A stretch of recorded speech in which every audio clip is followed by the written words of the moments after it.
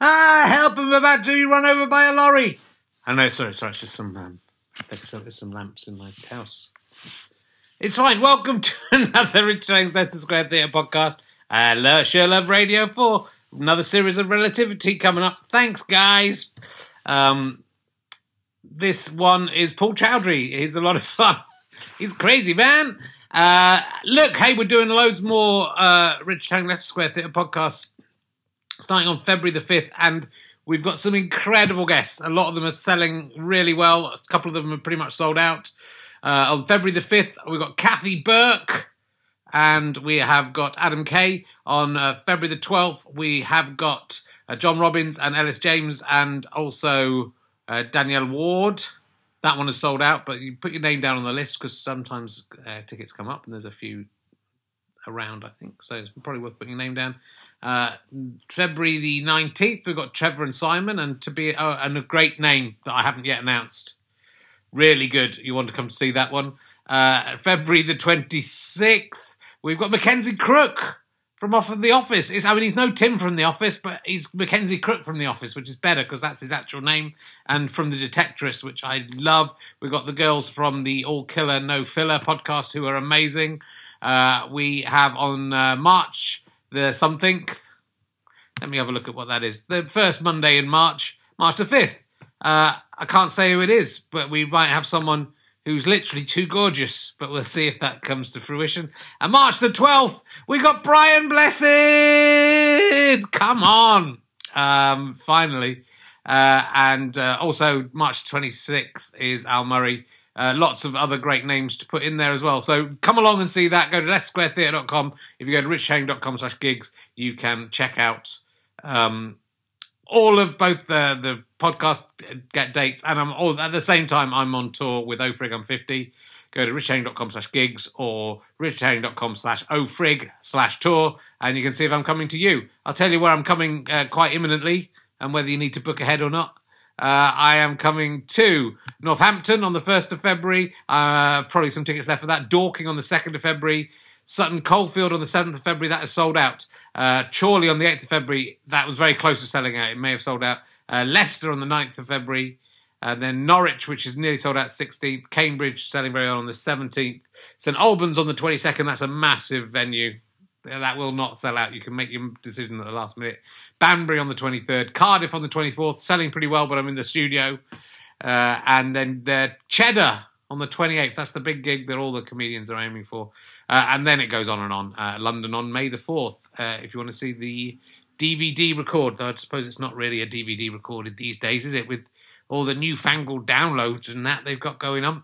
Anyway, if you like these podcasts, please consider becoming a dripster at d.rip/Richard-Herring or becoming a badger at gofasterstripe.com/badges. All that money, hopefully we can pay for both of the series in 2018 with that money, and I'm hoping we might even be able to do a little bit more and make some short film sketches or something else that will be interesting. You get loads of extras on there, you get entry into prize draws, and you get the names of the guests before everyone else. So you, if you're a dripster or a badger, you'll know who that is on the 19th of February. And it's very exciting. And you will have booked already because you know who it is. Let's sit back and enjoy Rich Tang's Leicester Square Theatre podcast.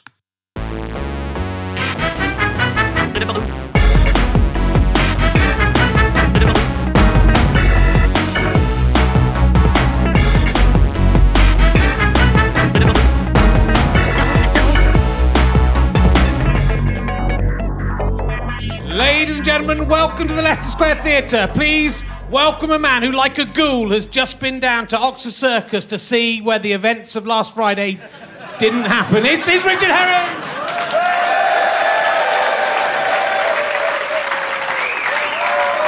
Oh yeah, I've had lots of sleep. I'm fine. Don't worry. I'm fine. Hello, yes, welcome to another episode of Rich Tang's Leicester Square Theatre podcast. I was talking to David Snedden the other day. Remember David Snedden, mate? David Snedden. He won the first Fame Academy, and it's, remember? He calls it as I'm sure Ollie Murs does as well. This is This is going out in January 2018, this show, so there might well have actually been an atrocity at Oxford Circus, in which case the stuff I'm saying, there hadn't been one at that point.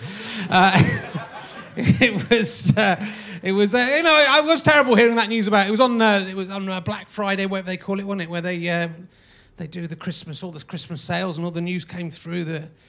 And I was just thinking, Christ, you know, Oxford Circus, I was there just 6 months ago. I was in that station. If I could have been caught up in that. Nothing happening there. That would have been. I just don't know if the country could have coped with the non-death of both me and Ollie Murs on the same day. I think that would have been too much. I was making lots of jokes about it on Twitter. I was very glib about it, but I then later found out that sadly 3 of my imaginary friends did die in that attack. So it's the joke was on me eventually. So that's a little look back to 2017 for you at home. Probably something really horrible has happened in the interim. So hopefully that will have cheered you up, remembering a lighter time. Yeah, all sorts of stuff's been going on. My daughter's crazy. I've been talking about her a lot. She's sort of starting to get... We were driving home the other day and it was night time. She's looking, then they kept on seeing the moon, then the moon was going. She said, "The moon's playing hide and seek with me." You fucking idiot, what's wrong with her? This is the second time. She doesn't understand heavenly bodies at all. It's embarrassing. She's been dressing up as a tiger again. She did that last week. It's just, she's obsessive. It's insane. She called me up to bed. She had a friend over, and they were playing in her bedroom. And she called me up to her bedroom and said, "Daddy, I've got a present for you." And she pointed at the wall, and she'd drawn all over our newly painted wall with crayons. And I don't know if she was kind of clever, going, "Oh, I've done something wrong. I'll pretend it's a present," or whether she genuinely thought, I go, "Oh, brilliant, well done. That is." I'm so delighted about that orange crayon on the wall. Thanks for that, you stupid idiot. Kids, don't have kids. Don't have kids. Might be too late for some of you. If you have kids, drown them. It's fine. Worked for King Herod, so it's fine. Yes, I've been doing my blog for 15 years. That is insane. That's 15 every single day, warming up. Go back. You can't start it in the middle. Go to the beginning and read it from the start. I've got to find out what's been happening to me. That's just insane. There are lots. In fact, we're coming up to the 10th anniversary of me starting podcasting as well, and also meeting my wife. That's not as important. That's less important. We'll crack on. If you enjoy these podcasts, do consider sponsoring us on drip, d.rip/Richard-Herring, if you want to give us some money to make more podcasts. I managed to get into the actual show, so if you cleverly skip the intro, bad luck. Unless you cleverly skip the bit that I do talking at the beginning as well. There's people who kind of, under the YouTube, put what point the guest comes on. They give a time code of what point the guest comes on, so people can avoid having to watch this bit. If you do that, I will ban you from the channel. That's what happens. So do it by all means, but as you probably just skipped through to find out where that point is and just been looking at the pictures, you don't know that, but you are banned. You're banned. You'll be banned, and no one will see your stupid comment. It comes into my email straight away, and I know when it's happening. Anyway, my guest tonight is probably best known as Henry in Swinging with the Finkles. Yes. Which is a major motion picture. So don't you laugh at that. It's Paul Chowdhry, ladies and gentlemen.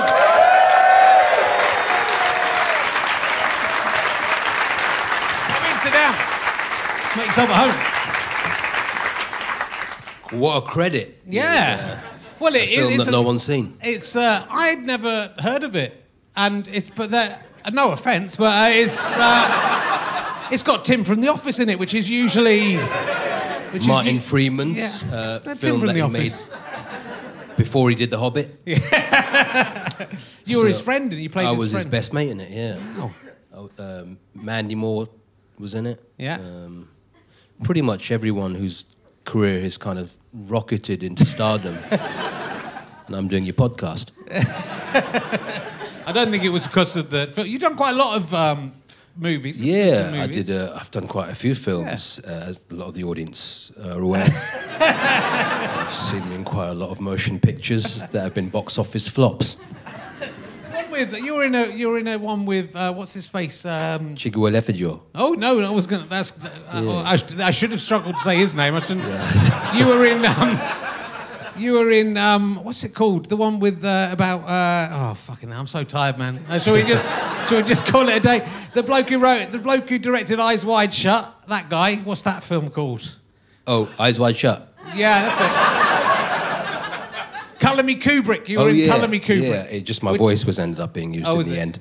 A lot of people are probably aware of that film that I did. That's an amazing story. That I've just been reading it. I haven't seen that film. Yeah, about a Stanley Kubrick impersonator. Yeah. He used to walk around like Soho and Leicester Square because nobody knew what Stanley Kubrick looked like at the time. So he used to get himself into like restaurants and nightclubs and young boys. It's true. So. In a way, it was, if only people had watched that film a bit more closely, we might not be in the trouble we're in now. Eyes Wide Shut. Yeah. And Jim Davidson was in that film as well. Jim Davidson, one of the greatest comic creations. I've worked with all the greats. Yeah. Did you get to go to the premieres of these films? Yeah, and Jim Davidson did a set. Did he? I learned a lot that night. Yeah.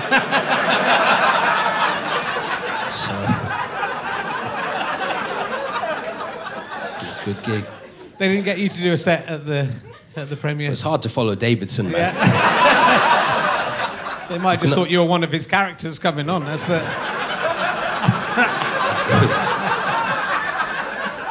or one of his kitchen workers. Jim Davidson played a gay character in that film, though. I think he played himself. Anyway, enough of your film career. That was interesting. What's his name? The bloke who's the star of it? Who was it? John Malkovich. Malkovich. I forgot that. John yeah, fucking Malkovich was in it. He's done anyone John heard Malkovich. No one's heard of him. Pretty good, John Malkovich, isn't it? So. Michael Jackson in the back of the room. So you're a very interesting comedian to me in lots of ways, because you've built up an amazing following, mainly kind of through. I mean, you've done bits and pieces of TV. We were talking about it backstage. Very little TV, but yeah. And you've done Live at the Apollo a couple of times, so that's quite. You've done some, and you did the Channel 4 stand-up show, didn't you? The Comedy Galas. Yeah. Yeah, I mean, audience will be aware of my stand-up sets that have been aired at 20 to 1 in the morning on a Wednesday evening. That's really skyrocketed my career to working with John Malkovich. Last week, you played Wembley Arena in front of 10,000 people. Yeah, 10,000 people turned up to that gig, which I was quite surprised about. I mean, you can't have been that surprised. You knew you did book the venue. I booked the venue. You can't be like, oh, fuck, I expect 20 people will come. Oh, shit, we filled it. That's lucky. I did a week run here at my last week. I did a week here at Leicester Square Theatre. I think I'm kind of got quite a dedicated live following, which is quite unusual for someone that isn't like a TV face as such. So how have you achieved that without... I don't know, man. I just carried on gigging, building up a live following, just see what happens. And then last Wednesday, 10,000 people turned up. And then it's... Well, I'll give it a go, but it hasn't been working for me. I'm going to put myself into the... I'll start with the Hammersmith Apollo. I won't get cocky. I'll just do 3,000 first. I actually did. I sold out the Hammersmith Apollo before doing Live at the Apollo. That's pretty good. So, I sold it out, and then I did Live at the Apollo the day after. And then, I've just built up this live following. I'm one of probably the biggest live-selling acts in England. Yeah. And I don't want to sound arrogant about it, but I'm bigger than this podcast. You are. And ironically, we haven't sold out tonight in this forum. That hurts. No, we've done all right. We've done okay. But, we're the 10,000... That's the showbiz, isn't it? 10,000 last week, 325 this week, so... That was a Wednesday, though. This is... Well, that's easier on a Wednesday than a Monday. It's hard to get people... Wednesday's a dead night, though, isn't it? Yeah. Mondays. Imagine if you'd done it on a Friday, how many people would have come? It would have been embarrassing because there wouldn't have been enough seats.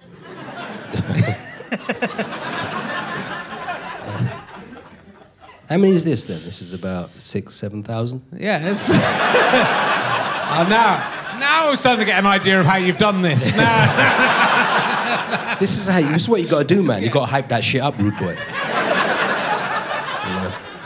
But you've done a lot. You've done a lot online. No, I mean, so have I. But you've done a lot. I've done a fuck of a lot online.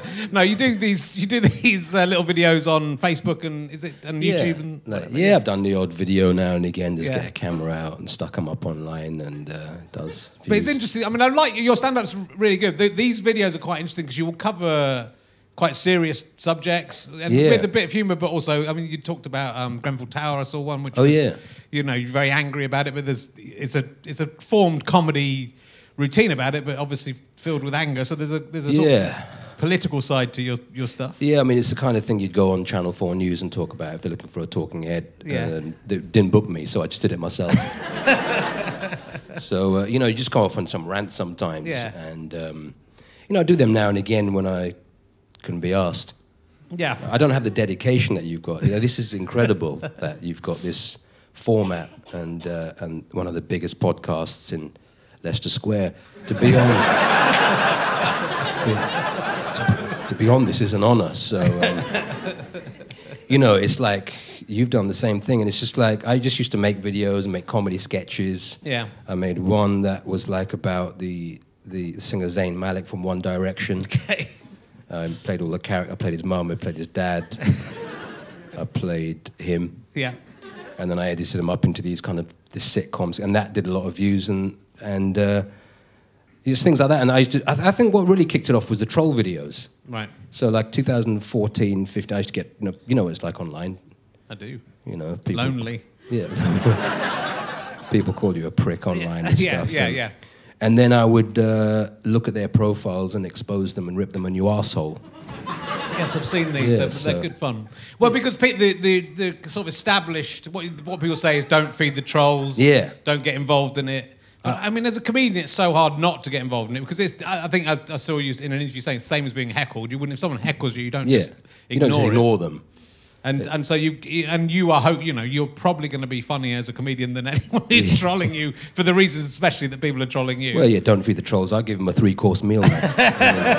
So it's worth looking up. Yeah, and I did about 10 million views on that on Facebook. Right. But the problem was people would turn up to the live shows and start heckling me. Yeah. So it was hard to sometimes get the routines out.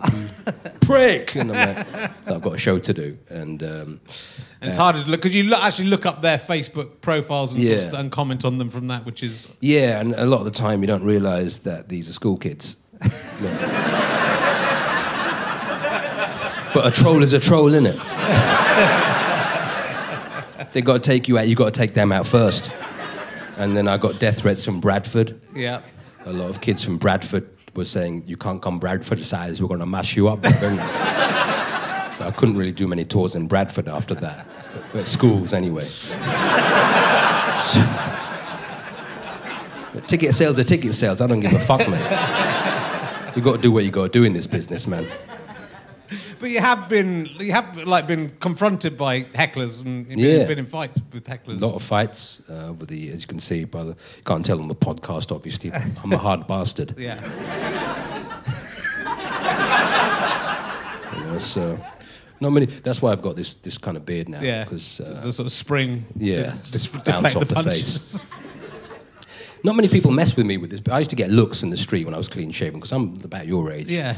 But with this beard now in this no one messes me with this beard. I can. It isn't a fine beard. It's hard to. Yeah, I mean, it's hard. If you saw me out in the street, you ain't gonna mess with me. You know, you'd probably be a man that would fuck with people in the street. Where you're looking at bruv and shit. But I would, and it's because of the curly moustache. That's the bit. But everything else I can deal with. But it's the curl on the moustache. Yeah, you like it? Yeah, I do. It sort of gives you this kind of like a pirate air to you. I was up for Pirates of the Caribbean, actually. Yeah. And the film, what was it? That one, the one about Victoria and Abdul? Oh, yeah. Yeah, so I was up for that alongside Jane Judi Dench. Yeah. And I didn't get the part, but I kept the beard. Yeah. So I met Stephen Frears for that. You decided to do Swinging with the Finkel's instead, right? Yeah, that was the choice you made, and you it's about swingers. The film is actually about swingers. It is. That's quite an interesting film because Angus Deaton's in that film. Yeah, and playing himself. Yeah. Oh, is he playing himself? In bondage and stuff. I must try and track it down and watch this. It's on Netflix. I think you can get it from Amazon for 20p. Can you? I was going to try and go... Angus Deaton gets his cock out in it, doesn't he? I think so, yeah. I wasn't there on the shoot day of that one. But I think he pretty much... Because of all the allegations. If he did the stuff he did then now, he wouldn't get kicked off a TV show. Do you remember that? Yeah. It's a bit out of order, isn't it? Well, it's interesting how things have changed. Well, maybe he would, maybe he would, but it doesn't seem as bad as, The stuff that people you're getting away with now. I mean, I've met a lot of women that you banged. Yeah. I mean,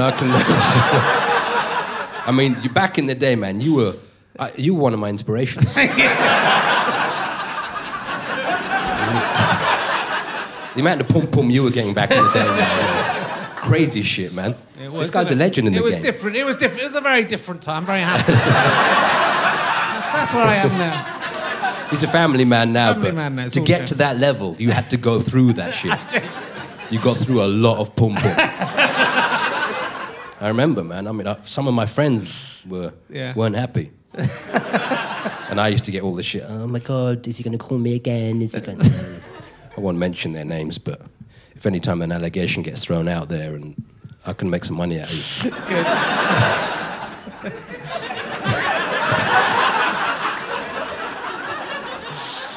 Look, we're all living on borrowed time, mate. We're all living on borrowed time, so it's... just make the most of it while you can.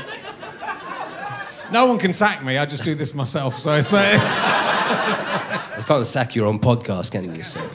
They can't. Good. We'll edit that bit out.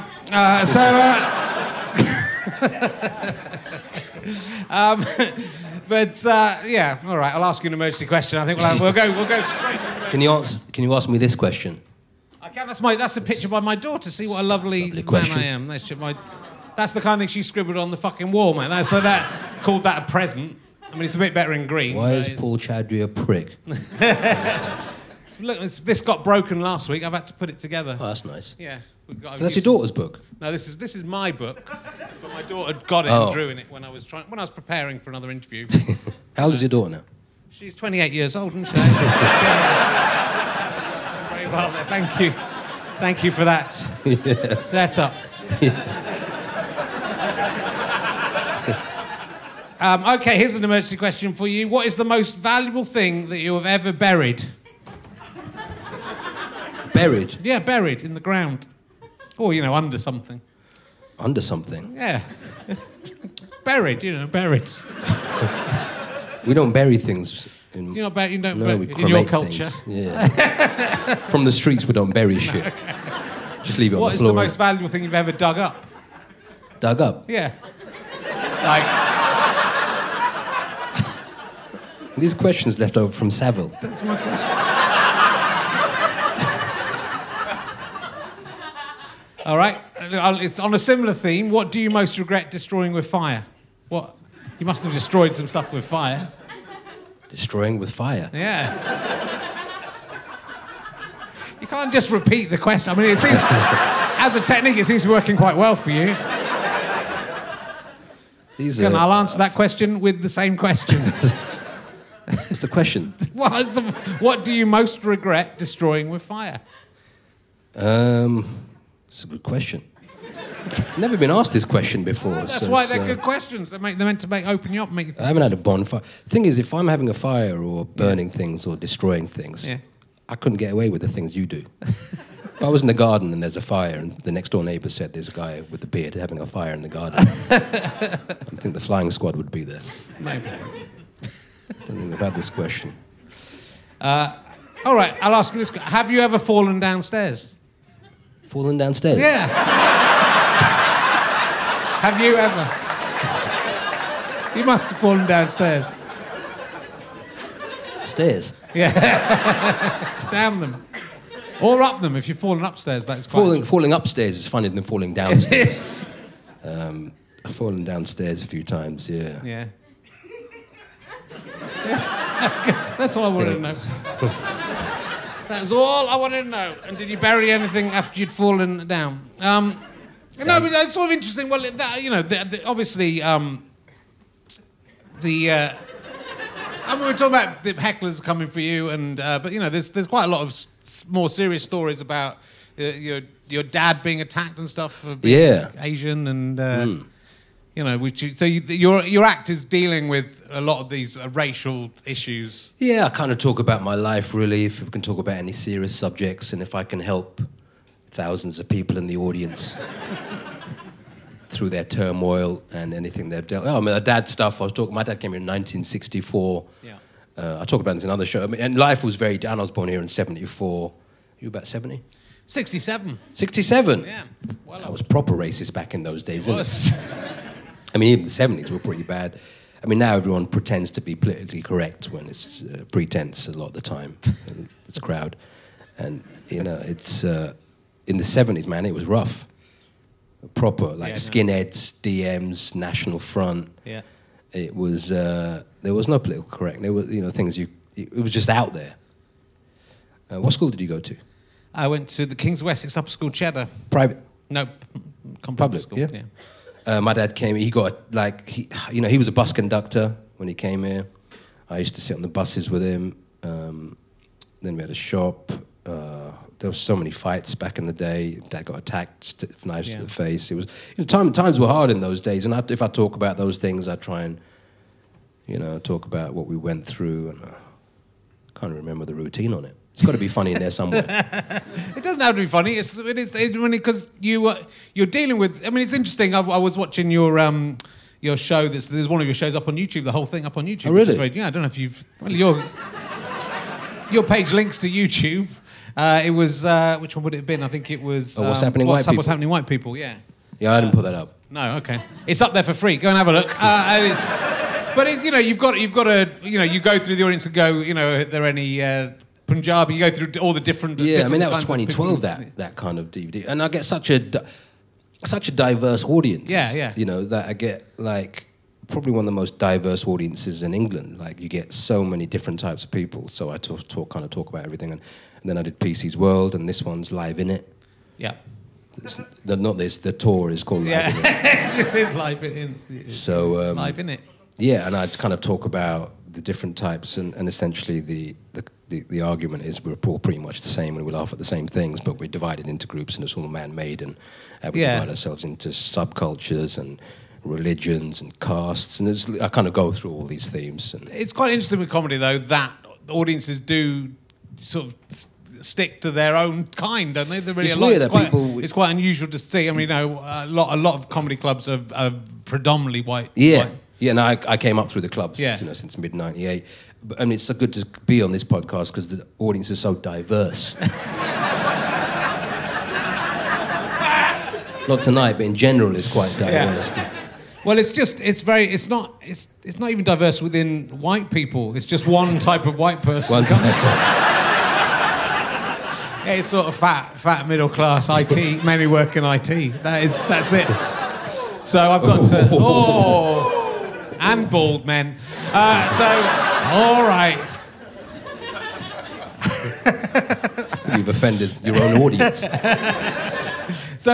I went to see Aziz Ansari, and that was kind of great. Right, it was, you know, he was at the Apollo, and that was kind of amazing that you would, you know, you'd just go, okay, there is this audience out there who obviously are going to see certain comedy, but it's interesting how, like, you know, the Comedy Store, wherever, or any of the comedy clubs, the stand-up clubs are predominantly white. And it's weird because when I do the tours and a lot of the audience that do come to it, I've never been to live stand-up before, even at the clubs, so they kind of, a lot of time you get heckled, they think it's a conversation, and everyone here knows the rules. Look at how well behaved, this is like an audience, this is a theatre audience. Yes. And they kind of get how comedy works, but a lot of the time I'll get hecklers who just won't stop. Like when you put them down, you just did the thing to the ball guy. Now, if you did that in my audience, that probably have carried on for about half an hour. And then the security would have to remove him and want to fight you outside.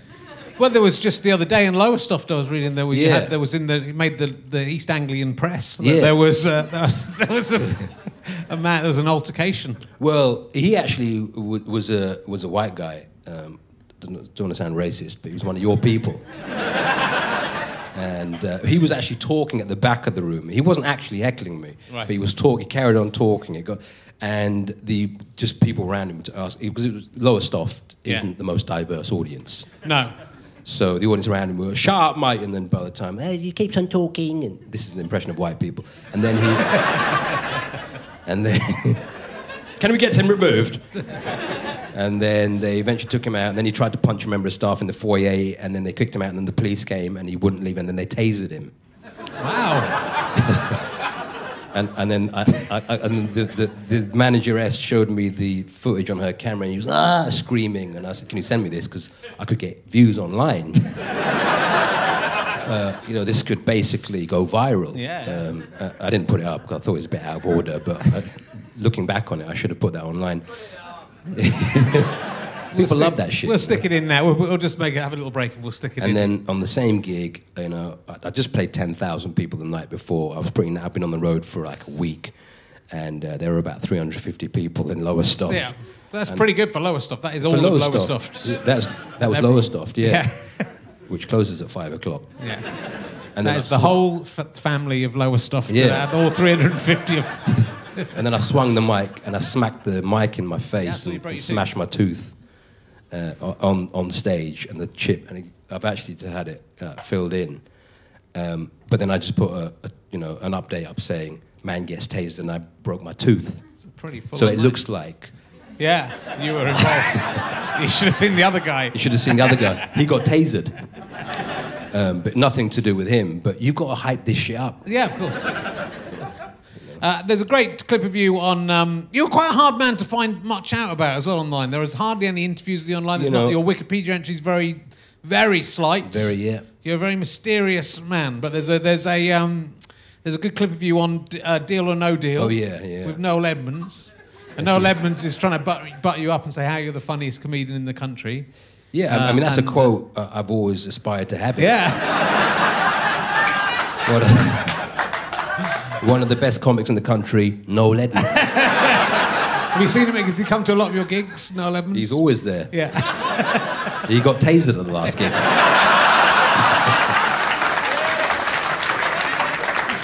But was it you told him you were in Noel's house party? Is that true? I was in Noel's house party in like mid-'98. I was in a gotcha with Frankie Dettori and Mike Reed. Right. Is that Mike Reed from EastEnders or Mike Reed, the racist Calypso guy?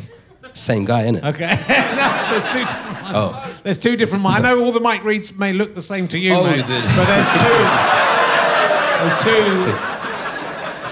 One of them's dead and one of them's in UKIP. That is, one of them's a Calypso UKIP. I've met the other Mike Reed. I did Loose Ends and he was on the same show. Oh, really? Actually. Yeah, I'm doing that again this week. But when I did it, because... which one's that? You met the racist Mike Reed? I've met both of them. I mean, let's not call him racist, because producer Ben will probably... The fascist Mike Reed.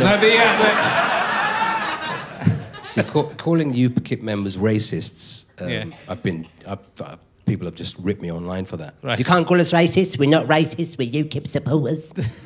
So you do get into a lot of flack for calling them racist because they don't consider themselves racists. Yeah. Are there any UKIP members in tonight? It's possible. Can back this up. Fuck off. Fuck off back home. What? To Edgware? What? Hey, I moved up. But it was the original Mike Reed. Yeah, the original Mike Reed, before not the second incarnation. It's not Doctor Who. No, it wasn't. Mike Reed from Runaround. Run Around! You're too young to remember Runaround. I don't remember. Runaround. Was it? Run Around. What year was that? Run Around. No, it was the 70s. It was in the 70s. Yeah, so you were probably 3 or 4 years old. I did used to watch a lot of TV in those days. Mike Reed from Twirling Bow Tie. Mike Reed from the EastEnders. That's from the comedians. Yeah. Yeah, it was that one. Yeah. It was that one. So I was. So I'm just remembering some of the comedians' jokes there. So I met Mike Reed. Then going, better shut up, actually. So I was in that in the gotcha, and it was the video recorder. It was doing a voiceover for one of his videos. It was in this thing, and I called back to it. Yeah. About how many years later was it? 10 years, 15 years later, and pulled him up on it on the clip. Yeah, it's very funny because he's going on and going, we met before? No, we met before. And he goes, have we? And then he's trying to... Yeah. But you were dressed as a chicken or something. You were dressed saying. as a chicken. It was actually... It's not very... it's not... He was dressed as a chicken. I was you weren't dressed as a chicken. He was. And he comes that must have impeded his eyesight. Yeah.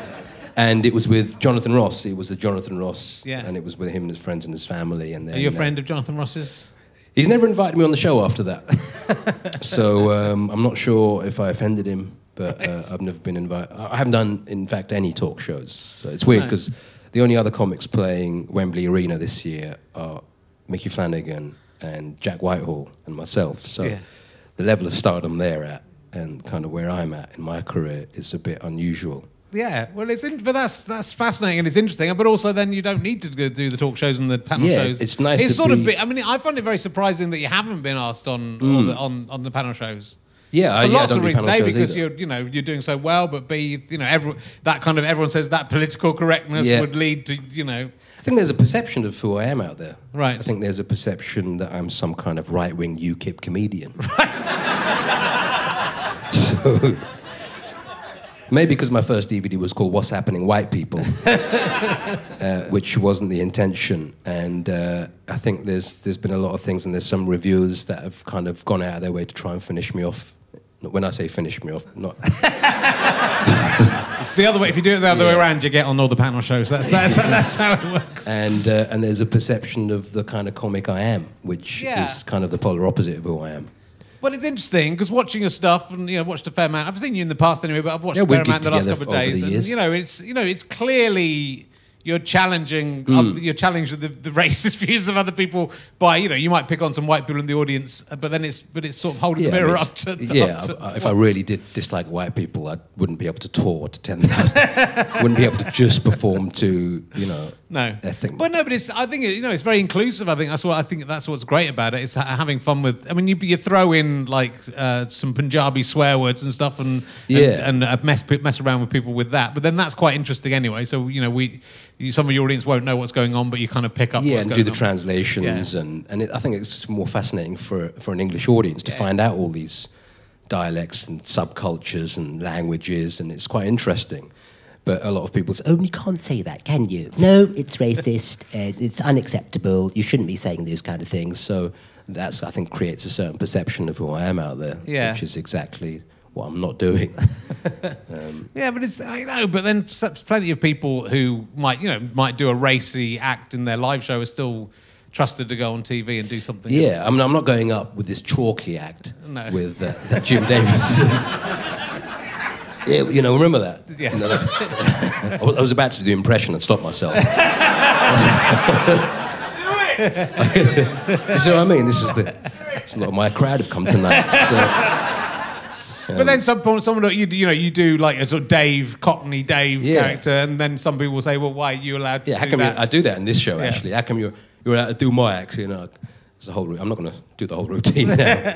But yeah, it's the whole argument of you can do certain accents, but you can't do other accents, and you get called certain things, or xenophobia, labels that attached to you, fear of the other. But my audience is the other. I play to everyone. So for me to have a fear of the other wouldn't make sense for the act to work. So there's certain critics that come out there have never experienced this type of show. And I'm not middle class. I've come through a very working class upbringing in childhood, and I do relate to the common man probably a lot more than an act that's been to Cambridge or Oxford. And, those fuckers.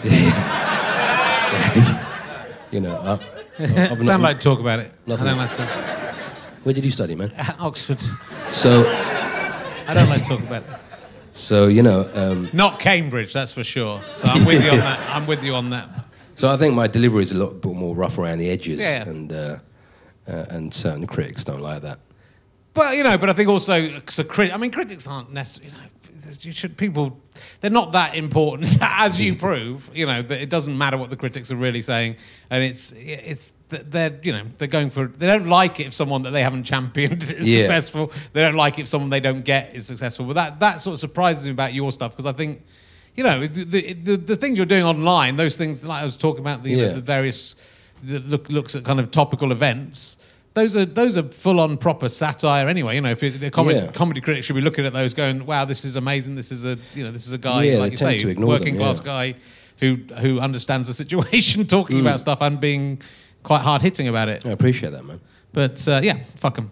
It's only Steve Bennett from Chorley. No, this show has 4 Chortle Awards, so thank you very much to Steve Bennett for That's as high as I fucking go. Look at what good that's done me. So I know you're in Taskmaster, which is such a fantastic show. You were one of the series of Taskmaster. How did you get on with Taskmaster? Did you enjoy it? Well, the thing about Taskmaster was, you know, they don't like it being called a panel show, which it isn't a panel show. It's a set of tasks. If you haven't seen it, and they put comedians together, you could do these tasks, and you can't really hide behind a persona or a state. Because I think talking to you now is kind of my more natural self. Yeah. This is like a conversation, whereas on a panel show, you can be an extension of your stand-up persona, and having a stand is a lot more arrogance, there's a lot more bravado behind it. But on Taskmaster, it's pretty much who you are. Yeah. And it exposes a comic for who he is. And for some reason, people kind of attach to them, and they kind of like that side of me, which they've never really seen before. So it was a bit of an eye-opener for the audiences out there that watched it. Yeah. And it kind of opened up a new audience. And yeah, it's good. It's such a good show. Thanks, man. I was really happy when I came up with a format for that show. Really. I think the guy might have gone to Cambridge who came up with that. So it's it might have done. Yeah. He might have well, what are we going? Oh, we talked about that. It's all right. It's all fine. Don't worry. It's going good. Celebrity Squares. Oh yeah. I love talking about Celebrity Squares. The reboot of Celebrity Squares you did. Yeah, what happened with that one? Yeah. They tried to get lots of cool young comedians on it. So there you have been on some panel shows. You've been on that was easy. Celebrity Squares with Warwick Davis. Warwick Davis was on that. I think he was the host. Unless you're on the old Celebrity Squares. Oh yeah, he was the host. Yeah. Yeah. I mean, I've done all the massive TV shows. I think I was in the bottom corner. Oh yeah, that's right. So did a joke about why I've been put into the corner. Next thing you want me to do is build a shop. A really shit joke I put in, and it made the edit. I was never asked onto another panel show again. It could be that. And this is a little theme that's been running through this series, series 12, I think we're on, of this stupid podcast. But you talk about sadness versus depression. Oh, yeah, in the new tour, yeah, I talk about that, really, about how depression is mislabeled, I think, these days. People suffer from depression, and when I was growing up, people were sad. Yeah. People just don't say they're sad anymore. Oh, you're right, man, I'm just a bit sad today. Yeah. No, I'm depressed. It's like, we've gone to that point of, you can't be sad, you've got to be happy or suicidal. Yeah. There's nothing in between anymore. So I think to talk about the art in the new show about how I think it's causing a bigger issue out there. Well, it's an interesting, but the thing with it is none of us are able to get into the heads of someone else and know whether what they say is sad is depression or whether they say is depression. So, it's an interesting thing. I mean, I think with comedians, like anyone really, maybe you notice it more with comedians because they're meant to be happy. But it's a kind of hard job. So have you personally have you had to deal with that yourself, or is? I was crying in the back just before I walked out. That's why I brought it up. It was hard to drag myself out. But yeah, and even we don't see that side of us, that we're reclusive kind of sadomasochists with emotional issues. Yeah. That's the only person, as Jerry Seinfeld said, who's standing the wrong way in a room. Kind of, we're facing the wrong way, aren't we? Yeah. So there's something in us that makes us do this. Yeah. So it's exactly. This guy's talking about it's going to be another altercation. This doesn't happen with anyone else. You come along, and then that bloke's from Lowestoft turned up. Have you got a taser? Yeah. We're in London. We've got machine guns here. Oh, you talked about at the beginning, didn't you, about what happened last week on Black Friday? It was a fight, apparently, wasn't it? Yeah. 2 people had a fight. Yeah. And people were just running all directions. But where did this thing come out about the gunshots? Well, it's interesting. There was a book in the 18th or 19th century called The Delusions. I can't remember the title, but The Delusions of Crowds. It was about the way that people can. Well, this is what the world is all about now. That was just it manifested that you'll create a situation, and what was interesting, that situation was created out of something happening, and then people deciding it was something else, people running, and then people going, "What's going on?" And then that creates that situation. So then you hear a noise. and you interpret it as gunfire. Yeah. It often happens the other way, doesn't people say, oh, there was gunfire and I thought it was party crackers going off or whatever. So you interpret noises as what you think they are. And if Ollie Murs tweets and says it's gunshots, you know, that, for most people, well, that's definitely gunshots. So it was really down to him, I think, mostly. But again, that's sort of interesting. It's all about perception. It's all, you know, and you will see Tommy Robinson would be going, and people going, oh, well, we all know who's responsible for this straight away. And yeah, your fucking stupid, twisted imagination. Well, he follows me on Twitter, actually. Oh, does he? Tommy Robinson. Yeah. Does he follow you? No, I don't think so. I haven't checked. I'm not sure why he follows me, though. I'm quite... slightly scary. Yeah, it's... if he actually starts following you, then... If he really follows running. me. Hopefully he'll come to a gig and we can talk on stage. If you're listening, Tommy, I'd love to have you at my tour shows. There are no venues in Luton. Have you ever tried to do a tour show in Luton? There's the Luton Library I've played. That's they have a library in Luton. That is, it's one book. But it's in a room. People just congregate around it and look at it with wonder. The Hat Factory used to be in Luton. The Hat Factory? Yeah. It was a tiny little gig, wasn't it? They're all little gigs. I live quite near Luton now. I live out in Hertfordshire. So Someone's doing all right. It's quite thank you. Quite near to me. And so, yeah, there are a few gigs around there, but Luton's not a big No, I think the closest is Dunstable. Dunstable. Which I am at this... St Albans isn't too far. St Albans has got a very big... They call it an arena. There is St an arena. Albans has already done that on this run. Yeah. St Albans Arena, which isn't an arena, it's about 1,000 seats, isn't it? Yeah, but that's pretty big. I play that one, that's pretty big for me. Is it? It's not full. You didn't sell it out? I do St Albans, I play St Albans. I do... You sell out? No, I don't sell out St Albans. I might do now, I'm a local boy, you know, they might come to see me. But I'm doing Harpenden as well this tour, so, you know... Let's not talk about my tour. richchain.com/gigs. Last time I did St Albans and I did Radlett. Radlett Art They're Centre. basically the same place. So St Albans I did okay, and then Radlett. I did Radlett on Passover, I think, and it was only when I got there that I discovered Radlett it's quite a Jewish community. Yeah, Radlett is. So they weren't that interested in coming to see me swearing. What day was and that? all the anti-Semitic stuff I did in the show as well. Was that the... It was some big religious festival. I can't remember. What show was that then? It wasn't anything. It wasn't anything. It was... Was it the Hitler show? No, it was my best of show. He did do a Hitler show, didn't he? I did do a Hitler show. Yeah, that's why. Do they know that? They know he did. They know all about that. That was a moustache, mate. That was... When you've got that moustache, then... Though the toothbrush moustache was quite popular amongst... Asian men, I think. What, the middle one? Yeah, the little, isn't it? There was quite. I think. Was that? Well, in the 1920s and 1930s, in the UK, everyone had it. I mean, not everyone. Your grandma did, eh? Hey, hey. But I think now, Robert Mugabe had like a really little Mugabe. one. Well, he did all right, didn't he? He got to 93. It was just because he hid it away in the middle.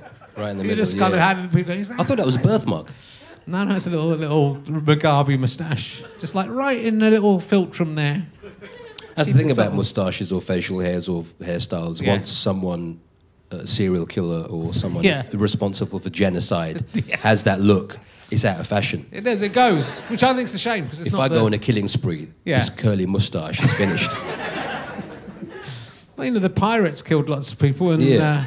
Some of the bad genies killed lots of people. I look like a bad genie now. The evil genies. The genies tricked a lot of people. They had that moustache. That's a genie moustache. They tricked a lot of people. They did. They trick you into wishing for something, wouldn't they? And then you'd end up with a sausage on your nose. It might not be the same story. Okay. You grew up watching Bernard Manning DVDs. Videos. I didn't have DVDs videos, in the 70s. I will not have you saying I watched DVDs growing up. Sorry, I got the wrong archaic formats. I didn't grow up watching just Bernard Manning, but I did see Bernard Manning growing. I mean, he was the biggest comic in England at the time. Yeah. Well, it was all the comedians. So do you remember the TV show, The Comedians? I mean, you must have been very young when that was on. But that was... How was that, watching that as being the sort of archetypal British comedy? Yeah, it was like, what was that? Morecambe and Wise, Little and Large... Russ Abbott, Kenny Everett, Yeah. all the greats. Yeah. Bernard Manning was, let's say, that I'd watch it at home just shitting myself, thinking, oh, glad I'm not in that audience. And then, you just imagine that, because he used to pick out it wasn't like a diverse, when there's one person who's not white, you pick him out, he's going to laugh, or he's going to get his head kicked in. Yeah. So, you watch that, I think, oh shit, man, that's a scary job. And then I became a comic. So, those are the kind of comics. And even hearing words like the P word or the N word, they were just kind of punchlines on sitcoms in the 70s and 80s. Pre 9 o'clock, before 9 o'clock. And you'd watch all those and think, shit, man, this is... But that was the life we grew up in, in at school, and you'd hear all that kind of stuff. And then I'd watch American stand-ups like Pryor or George Carlin or something, and it was kind of leaps and bounds. Because those comedians would all share the same jokes. So when they did a gig, are you doing this guy? I can't do it. The working club, the working men's clubs. You couldn't share that. If we would have to speak about our sets. And you can't do that. Well, they used to have a chalkboard backstage and write up which ones they were going to do. So you can't say chalkboard anymore. Okay, so... Because of Jim Davidson. They used to have a whiteboard. I know. No. They had a board. They had a piece of paper backstage. They had an ethnic minority writing the things down. But you hear all those stories, and they're always going. And then then I went on and did his entire set. Did that so if you didn't watch someone's set, yeah, that's it. You're done, because you'll end up just doing the same gags. Yeah. And do you think things are getting better or worse? Because it's sort of fit like in those terms, in terms of like fascism and racism. Do you think it's getting better in the world, or do you think the world's kind of taking a turn back to? It's kind of. I think it's kind of gone 360 now, because there's things you can't say, and you can't just stop people. I'd rather someone told me they were racist rather than you can't say this, you can't say that, because then you end up with situations like Brexit, and it ends up coming out in other ways. It shows its form in another form. And people are all on that political correctness card, and it's true. I mean, I think there's always been the freedom to say what you want to do and whatever you want to say. But I think people felt that they couldn't talk about the things they wanted to talk about, and I think you're right. If you let people talk about and say whatever they want to do, you have a discussion about it, and then you'll work out what's right and what's wrong. But if you tell people they can't talk about it, I think that's a lot to do with why things are going as they are, because people are thinking, well, it's a reaction. President Trump is as much a reaction against... of course, we couldn't say this, and then we found someone that's speaking for us. Yeah. And if you let it out and you let it breathe, it might not be in that situation. Yeah. So, but it's interesting that you're feeling a bit restricted. You're feeling like people are telling you shouldn't be doing. Well, that's what they say. I think when a reviewer reviews comedy, he's not reviewing the comedy, he's reviewing the stuff you're talking about and his viewpoints on what you're saying. Yeah. Rather than the craft. There are comics I just disagree with everything they say, but I appreciate the comic that they are. Yeah. Technically they're brilliant comics. I don't have to agree with what they're saying, but they're bulletproof. Yeah. And I think it's interesting just to see... I mean, I like going to see comedians who say things that I don't agree with and that I find offensive and that are upsetting, because it makes you think about what I think if what you believe is true, it can be questioned as much as you want to question it, and you will survive. Yeah. And the reason people don't like you joking about things generally is that they fall apart if you ridicule them, what I mean? Yeah, and they're just like, well, you just can't speak about these things, or it's wrong, and they'll take another side of it. Yeah. If I was that kind of comic, I'm not saying, I'm just saying, but a lot of critics like me, some don't. A lot of audiences like me, some don't, and I think that's the nature of it. Yeah. And you have to live with that, and the world, the balance, and try and balance it all out, and be quite happy. When you get trolled online, Stephen Fry will shut his Twitter account down. You can't. I think going to that extent, and people are, I'm just being affected by this too much. Yeah, people are obviously free to react how they want to react. It always seems weird. It seems usually when people do that, when people shut down something, I don't think it's helpful. Actually, no, my wife, I really like Lindy West, who's a fantastic writer and writes about feminism, but wrote a brilliant thing about Love Actually that's one of the funniest things I've ever read.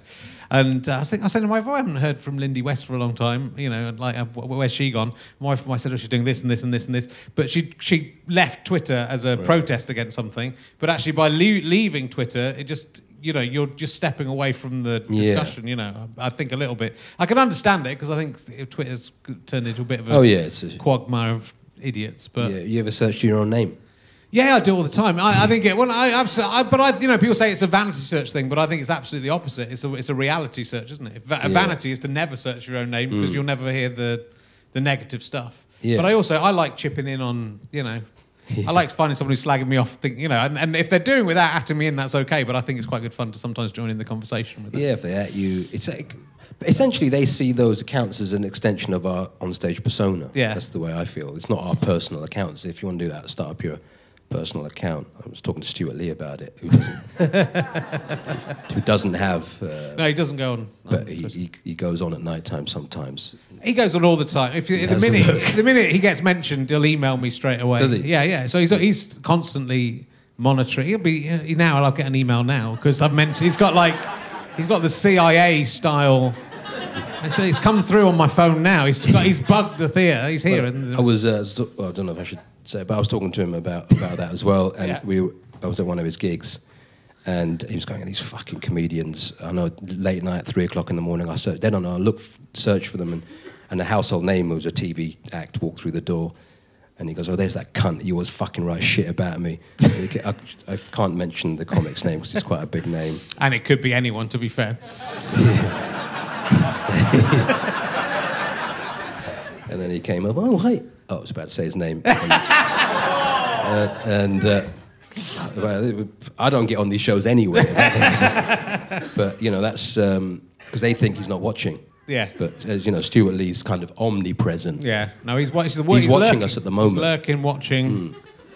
He's the worst. He's the worst. You're still friends with him? Yeah, of course. Amazing friends. Best friends. He's a hard man. He's a hard man too. He's a hard bastard. He is. He's a man you don't mess with, isn't it? He is. So we'll have to edit this bit out, or otherwise he'll cry. We'll edit that bit out. I'm going to ask you an emergency question to get out. Again, another sticky hole we found ourselves in there. You're doing well, Paul. You're doing well. I don't know how well this is going, to be honest. You're digging in. It's going all right? Yeah. It's unusual for me not to be doing an hour and a half of just jokes. I think I'm a boring bastard. This is why I don't do interviews, because I'm a boring bastard. The real me is pretty fucking shit. Isn't it? This is the real me. I think the real you is more interesting than the false version. Yeah. I'm just like... like some of you. I'm like, you know... I'm just a human being like you all, you know? You know what I mean? I'm one of you guys. I'm a real gangster like you guys out here. 3,000 seats. 3,000. It was 10,000, mate. I think he said 20,000. Yeah, he's gone. Hopefully, we can do the stadium next year. Yeah. If we do, you and me together. Should we do a double act? A fistful of fun returns. I'll grow the Hitler moustache back, and you. When are you going to bring that show back, man? Fist of Fun. Yeah. Well, I don't think... Well, we're not going to. We're actually trying... We've released it on DVD, but we were going to re-release it because we had to buy the rights for a certain amount of time. And then the BBC are so useless. I mean, they made us cut things from the second series that came out, and then it was all around when they were being edgy, and there was the sketch with the teachers in it, and the Stuart's teachers trying to, you know, sort of flirting with one of the students, and it's a sketch, you know, that's the point of the sketch. And they wrote to us and said, obviously we'll have to cut that, given what's happening in the news. And you kind of go, yeah, because, you know, there was a thing where a teacher had run away with a kid to... The French. Yeah. But that was in the news. It was a DVD. Like, it's not going out this week. It wasn't even going out that week. It was going out in 6 months. Yeah. But also, they got so scary. And then we were going to re-release it, and then they started asking about the rights to the music in some of the sketches. Oh, yeah. And you kind of go, surely you should know. I mean, A, you released this 5 years ago, so you've done the clearances. People watched that show, didn't they, back in the day? Fist of Fun. Yeah, of course they did. Lee and Herring, did you watch that? Yeah. See? Yeah. Should bring it back. There was like 4 people, and this is an audience of people who like me. That's a very bad hit rate. Wait a minute. This is your crowd? This is my crowd. I thought this was my audience. I think some of them are you. 30,000 out there. That guy's definitely with you. That story, that was with that French teacher rather for the kid. Yeah. Started. Yeah. Now that's frowned upon, at least in this day and age. Right back in the 70s, that was all. But it's political correctness gone mad in it. Why? If you can't have sex with people, so what's the point in becoming a teacher? I knew I should have taken French as a GCSE option. Would you have liked to go to France with your French teacher? That's an emergency question. My French, I had Mrs. Who was my French teacher? Madame? No, she was English. She was. We did school magazine. We did like scurrilous school magazines, and I should remember her name because we nearly got expelled for doing a joke about our French teacher, which was what's the difference between Mrs. Let's say Smith. I can't think of her name, and the Eiffel Tower. And then we subverted because the joke is actually not everyone's been up the Eiffel Tower. That's the proper joke. Very unfair. But we said the Eiffel Tower is a metal structure that's 318 feet high, and she's a woman or whatever it was. So there was a whole argument: is jokes about the French are not considered racist. Remember when people would be able to get away. Arguably, it's a racist joke if you joke. Well, it's xenophobic. It's a different thing. We're not technically a different race. Yeah. So it's but but the thing with comedy, and that's I think what people don't get. People think if you're telling jokes, you're not being serious about a subject, which isn't necessarily the case. So you can be light-hearted, or you can find the humour in something. It doesn't mean you're not taking the subject seriously. But also, sometimes humour is both. It's binding and repelling. So you can use humour as a weapon to push people away, but you can use humour as a way to come together. So when an English person makes jokes about a Welsh person, that's a sort of matey. When a Scottish person makes jokes about an English person, that's a proper attack. That's the difference. That's the difference. When we do about the Scottish, okay, didn't you? That's just fun. That's just a bit of harmless fun. It's going, come on, let's be friends, you alcoholic beggar. That's just a bit of fun. That's camaraderie. When they come at us, I'm very offended by it. What was my point again? I think it was the French. But there's a rivalry, but also, But it's like football, and it's like people who support footballs. Some people get it, that you're meant to be, my team's more important than yours. And some people then start taking that very seriously and start beating each other up over it. It's become a Millwall fan. It's a sort of joke, isn't it? Supporting a football team and going, we're better than you because some men who are playing in our colours have drawn with you 2-2. It's like gangland shit, isn't it? Yeah, it is. It's very like that. Let me ask you an emergency question to get me out of the... I'm going to be in such trouble after this one. Do you have a celebrity hand twin? A hand twin. A what? I've got a hand twin. A hand twin? A hand twin, yeah. A hand twin. With the Our same hands hands? are the same. My hand twin is Hermione from Harry Potter. You all can see it now, can't you? Now you're looking at it. It's a very feminine hand. It is. It's very soft and yeah, it is. Squidgy, And it's not even the softness that makes me a twin. It's the size and shape of that is her hand on. That's the hand of Hermione on a. So when you man's numb body. your left arm, wow. Yeah. That's it. No, you can just imagine. And if you want to find out what it's like to be wanked off by me, just get Hermione from Harry Potter to wank you off, and that is the. It works both ways. That's the beauty of it. I'll tweet her after the gig with that line. I'll ask you this much. This is an old favourite that hasn't come up too much recently. If you had to be in a human centipede with 2 other people, you get to choose the 2 other people, but you're in the middle. Who would be in front of you and who would be behind you in the human centipede? Maybe Hermione from... She'd be a very good choice. And then behind me, Harry Potter. Harry Potter behind you. I think... Good choices. I saw Daniel Radcliffe at an airport once. Is it? Yeah, quite a nice guy. What did you say?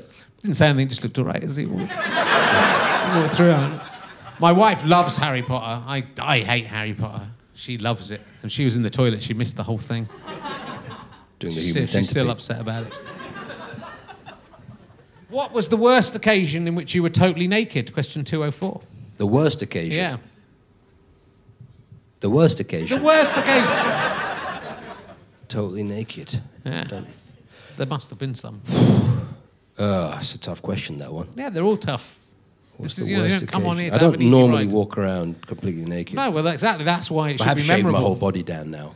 Have you? I used to be quite airy. And you shaved everything? Pretty much. Really? Can we show this on the podcast? I mean, if everyone gives their permission for you to, that's how it works. Everyone I used to be quite hairy. Did you? Yeah. You know, and I just thought it's just. What do you just leave it and all natural now and shit?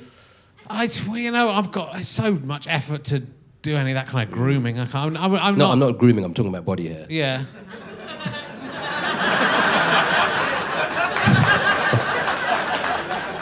You know, it's not the reason I shaved down. How'd you get round to your anal cleft? That's the bit that annoys me. The worst bit is the just underneath in the perineum area. Yeah, side. You've got to just.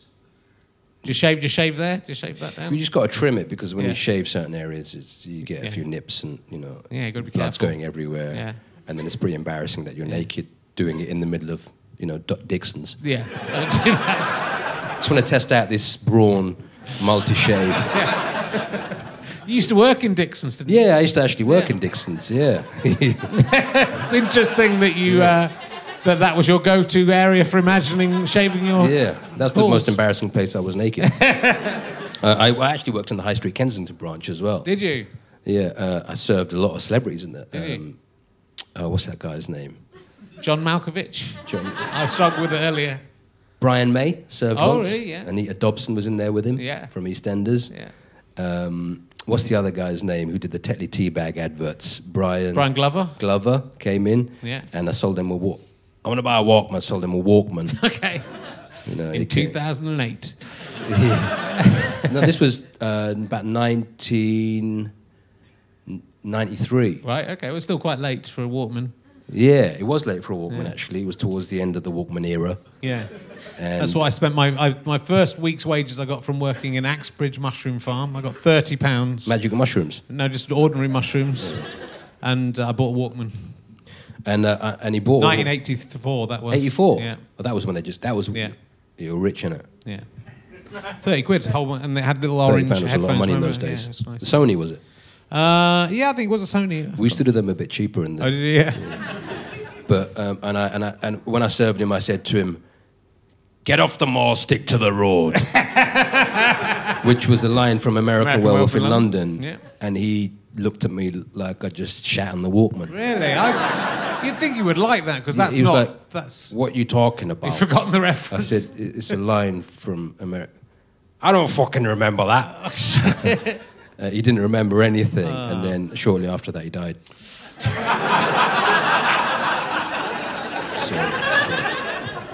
Do you think that's what did for him? Saying that? I don't want to be held responsible for. Rick Mail was in that scene as well. Rick Mail was in that scene. His first ever film. Yeah. That was his Colour Me Kubrick. It was. That was his swinging with the Finkles. It was. But then he went on to superstardom. Yeah. I'm here. Yeah. There's still time. So, he's now dead. That's the other.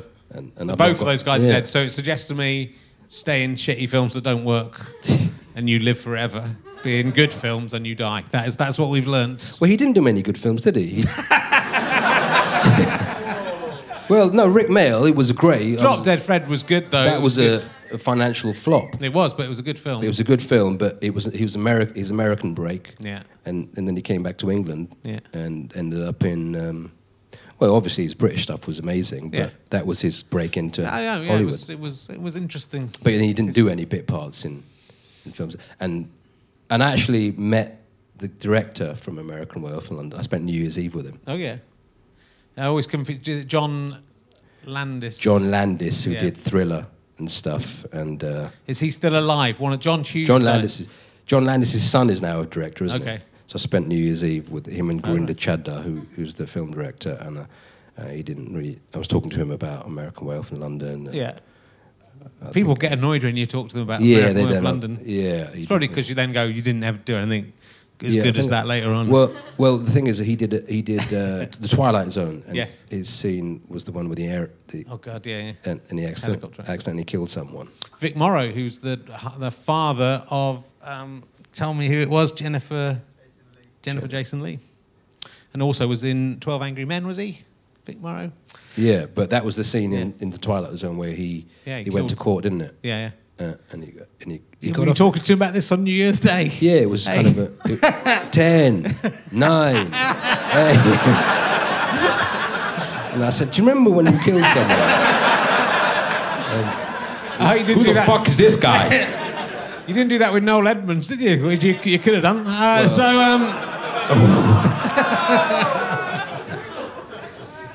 That was what TV show was that? I haven't killed anyone. Don't boo me. Well, technically, Noel Edmonds didn't kill anyone either. I think it was a prank that went wrong, and there was no more TV pranks on BBC One after that, were there? No, weren't. TV pranks are dead now. They're all on YouTube. It wasn't really now. A prank. It was a challenge. It was a That was Noel's house. The guy was trying to fly down a crane or something, wasn't he, with on a wire. I mean, we don't have to talk about this now. I was just being glib.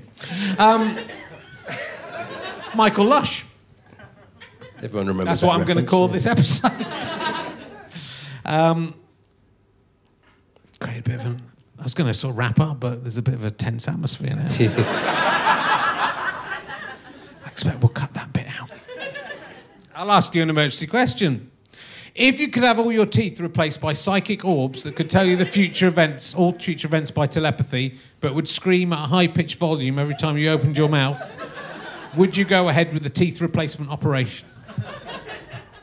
Ahead with the teeth replacement? Yeah. So your teeth would be psychic and could tell you all future events, but when your mouth was open, the teeth would scream and it would probably... I mean, it might be a talking point for a while and people would come and watch you for a while, but I imagine it would be difficult to do comedy.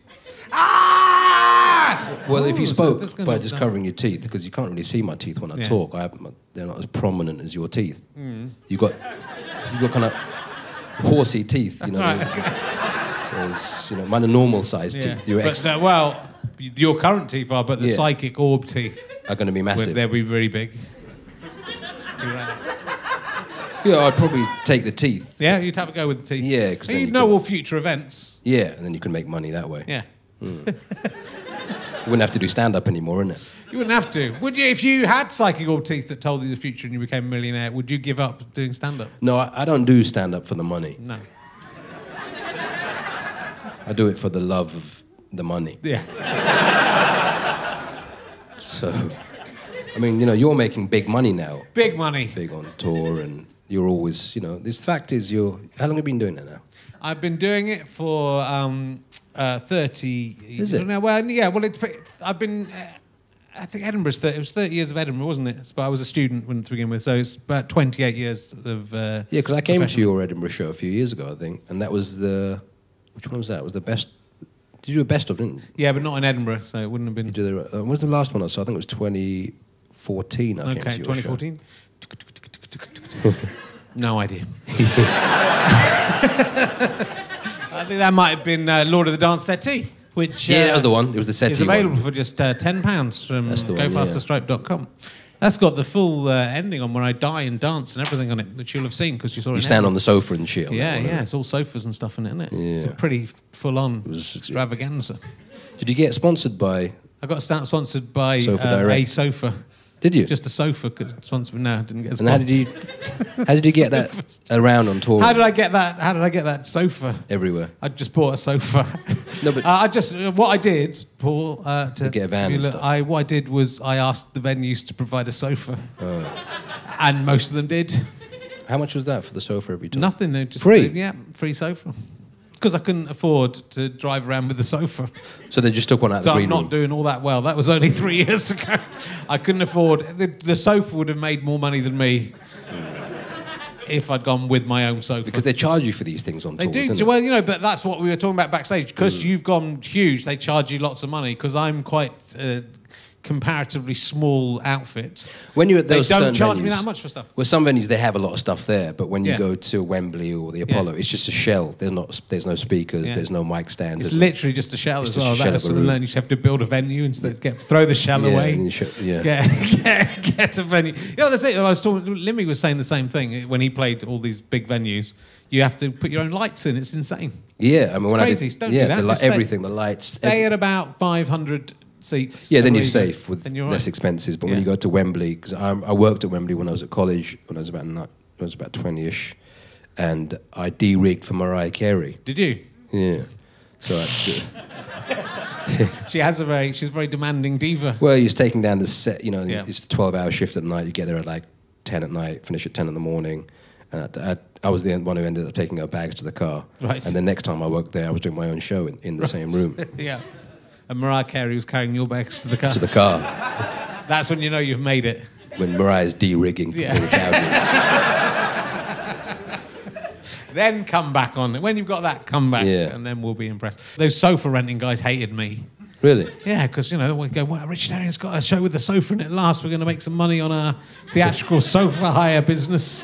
We can make £10 a day off this. What? He's just getting the venues to give him a sofa. Could have got something off Lazy Boy or someone. Yeah. I'm not as big a deal as you think, Paul. Look at these. Hey, these are nice. We're getting new chairs for the next series. They're comfortable. I like this stain on it. Yeah. We've had these for quite a while. This podcast was going for ages, and I remember when we got these, I thought, oh, these are new, it's swanky, and now look at them. They used to have legs. They used to have legs. I used to have legs, or they did.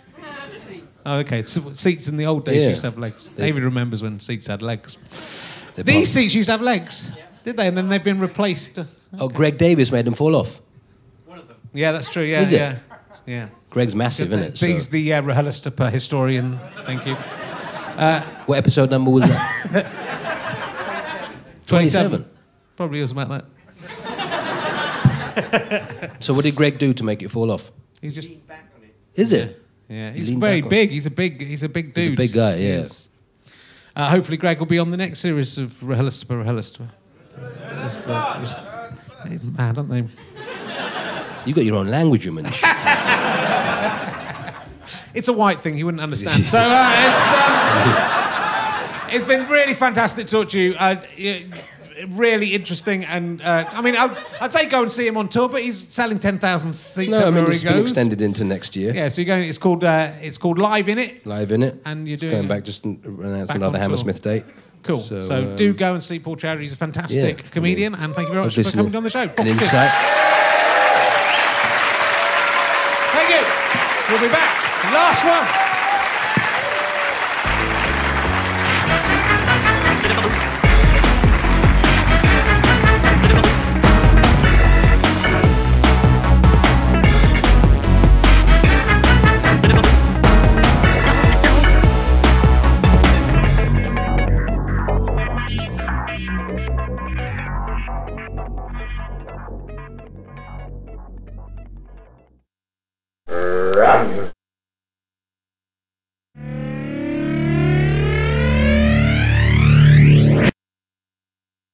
How'd you like them sky potatoes?